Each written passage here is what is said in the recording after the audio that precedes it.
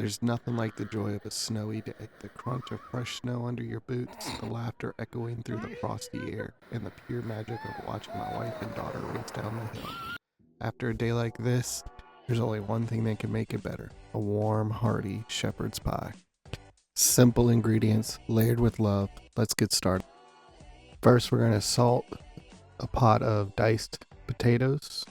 In this instance, we're using russet, cut about a 1-inch dice. Then we're going to get those on the stove and bring them up to a boil. And then while those are cooking, we're going to continue with the rest of the recipe. Next, we're going to get about 1 to 2 tablespoons of olive oil heated up in the pan. And to that, we're going to add about 1 to 2 tablespoons of butter as well. Once that's heated up, we're going to add about a half a cup of pearl onions. And we're going to brown those on all sides. Next, we're going to go ahead and get about another 2 tablespoons of olive oil. Heat it up and add some onions and rosemary to the pan and get those sauteed down. Once they're looking nice and brown, we're going to go ahead and get ready to start the next step of the process. I ground beef. In case that wasn't clear, we're going to go ahead and add the ground beef in here now. We're just going to cook that down until it's good and browned.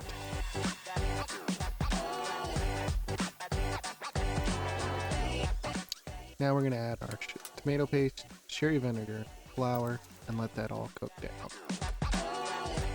This is going to help develop a savory gravy, which brings this filling to life. This is the heart of the shepherd's pie. After about 2 minutes, we're going to add in our stock, peas and carrots, and pearl onion, and then bring it to a boil.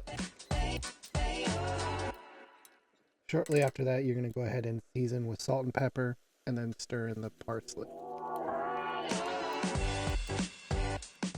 Now, after draining the potatoes, we're going to go ahead and add them back to the pot. Add our cream, milk, melted butter, and an egg yolk.